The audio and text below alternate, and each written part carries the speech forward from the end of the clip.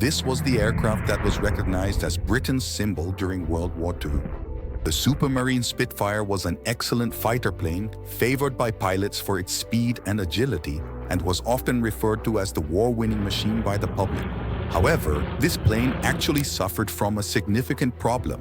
The issue was that the plane's engine would stall at critical moments, particularly during dogfights with German pilots, especially when diving downwards. On the other hand, the German Luftwaffe's Messerschmitt 109 fighter plane did not have this problem, which often allowed German pilots to dominate British pilots during the war. Britain won the Battle of Britain with great difficulty, and the biggest reason was this issue with the Spitfire's engine. If Britain wanted a clear victory in the rest of World War II, it was crucial to solve this peculiar problem with the Spitfire. They put in all their efforts, and even major engineering firms tried, but no one could solve the Spitfire's issue. Finally, a solution was found, and it was found by a person from whom no one expected it, a woman named Beatrice Schilling. What did this woman do with the Spitfire that today she is credited by the Allies for helping win World War II? The issue with the Spitfire's Rolls-Royce Merlin engine first emerged in 1938. At that time, it wasn't considered a major Ostwasser problem because before World War II, pilots didn't dive much. But in 1940, when the Battle of Britain was at its peak, it became not just a technical issue but a matter of survival. An even bigger problem was that before World War II, the British government had already produced more than 20,000 Spitfires, meaning all these planes had the same issue because they were all equipped with the Rolls-Royce Merlin engine. And then the gravity of the situation became apparent when the British realized that the Royal Air Force, or RAF, had other fighter planes besides the Spitfire, including the Hawker Hurricane and the Bolton Paul Defiant, which also had the same Rolls-Royce Merlin engine. Now, with the intensity of World War II, and on top of that, the biggest ally of the Allies was fighting with planes that had defective engines.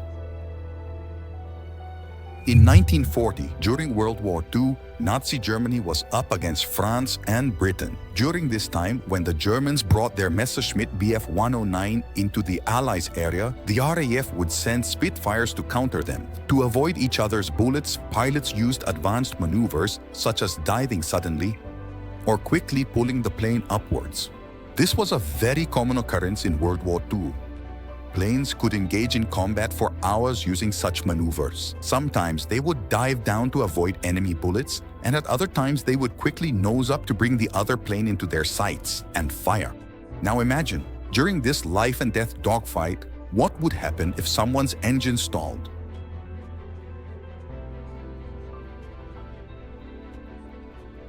Fortunately, in the Battle of Britain, British pilots had the home court advantage. This meant their fuel supply was nearby, allowing them to fight for several hours.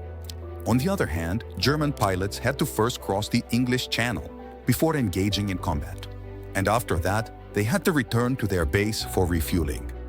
This was a disadvantage for the German pilots, which is perhaps why they couldn't even compete with the defected Spitfires. The Battle of Britain ended, but World War II was still ongoing. This peculiar issue with the Spitfire particularly arose when they performed a nosedive. When an aircraft rapidly descends in free fall, anything not firmly secured, such as the blood circulating in the pilots' bodies and the fuel in the engine's carburetor, would be affected. Gravity, or the Earth's pull, does not act on it, causing it to move upwards instead of downwards. Unfortunately, in the Rolls-Royce Merlin engine, the fuel outlets in the carburetor were positioned downwards. When the aircraft rapidly nosedived, the fuel in the carburetor would move upwards, away from the outlet. During this time, the engine would not receive fuel, causing the aircraft's engine to either shut down or start sputtering only until it leveled out again. To solve this problem, the task was assigned to some of the best minds in the world at that time, including Cyril Lovesey from Rolls-Royce and A.D. Fisher from the Royal Aircraft Establishment. Both came up with very clever technical solutions, but both ultimately failed completely. In fact, their solutions led to a new problem arising in the aircraft. To understand this problem, deep knowledge of the engine's interior was necessary. Which is why it was quite surprising that in 1940, the final and best solution was provided by a woman, whom we know today as Beatrice Schilling. When the production test flights of the Spitfire were first taking place in 1938, during the same period, a woman named Beatrice Schilling rebuilt and tested her favorite machine, a 490C Norton motorcycle. This was the same bike on which she became the fastest woman to ride a motorcycle on the Brooklands racetrack. Schilling was an exceptional racer, but even more so, an outstanding engineer. She had a passion for motorcycles since childhood. Around 1919, when Beatrice was only 10 years old, she noticed that her sisters would go on cycling trips and she would always be left behind. That's why she decided to save money to buy a motorcycle. At the age of 14, she achieved her goal by purchasing a two-stroke Royal Enfield. Gradually, she started solving her bike's issues on her own. And before long, she became capable of completely dismantling and reassembling the bike. By the age of 15, she decided that engineering would be her true career. However, the problem was that it was still the year 1924, and at that time, society couldn't even imagine the girls becoming engineers. Society. In October 1929, Beatrice enrolled in the Department of Electrical Engineering at Victoria University of Manchester, where no girl had ever been admitted before. Later, she also had the opportunity to take classes in thermodynamics and mechanical engineering, which was her true interest.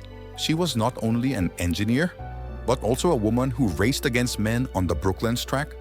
This was only possible because she had made some changes to the carburetor of her 490cc Norton motorcycle, which significantly increased its pickup. At that time, Schilling herself was not aware, but her ability was going to solve the biggest problem of the Spitfire and Hurricane fighters during World War II. Before World War II, Schilling had already spent 3 years working at the Royal Aircraft Establishment. Initially, her job was only to write technical documentation, but by November 1939, after several promotions, Beatrice Schilling had reached the position of technical officer, and her responsibility now was the research and development of carburetors.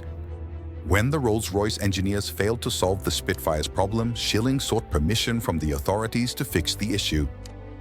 Initially, everyone underestimated her because she was a woman. But surprisingly, Schilling not only solved the problem in just a few days, but the authorities started laughing at themselves after seeing the solution. But what exactly did she do? Schilling designed a small brass restrictor with a hole of a specific diameter, and when this plate was fitted into the carburetor, the aircraft's problem was largely fixed. The biggest advantage of this solution was that the brass plate could be fitted into the aircraft while it was standing, meaning it wasn't time-consuming.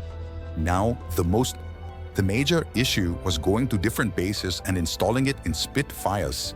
For this task, Schilling used his Norton bike and went to various bases to install this solution in Spitfire and Hurricane fighters. Schilling's solution was so successful that it was named Miss Schilling's Orifice. This small plate didn't completely solve the pilot's biggest problem, but it significantly improved it.